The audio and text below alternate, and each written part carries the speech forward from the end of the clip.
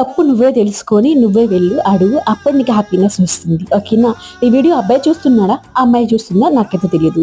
కొంతమంది wife and husband చాలా హ్యాపీగా ఉంటారు, కొంతమంది అయితే చాలా గొడవలు పెట్టుకుంటూ ఉంటారు అనమాట.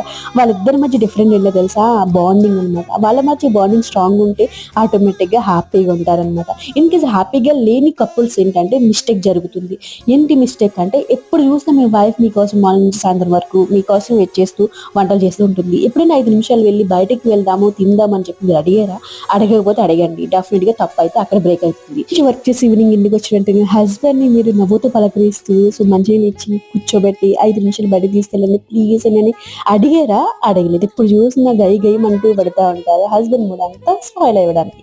సో ఒక్కసారి అలా అడిగి చూడండి, డెఫినెట్ గా అక్కడే తప్పు అయితే బ్రేక్ అవుతుంది. సో సాల్వ్ కదా, ఈ ప్రాబ్లమ్ సాల్వ్ చేసుకుంటే చిన్న చిన్న హ్యాపీనెస్ ని పొందుతారు. ఆటోమేటిక్ గా అండర్స్టాండింగ్ అవుతుంది, మీకు కూడా బాండింగ్ స్ట్రాంగ్ అవుతుంది. ఏమంటారు? కామెంట్ చేయండి.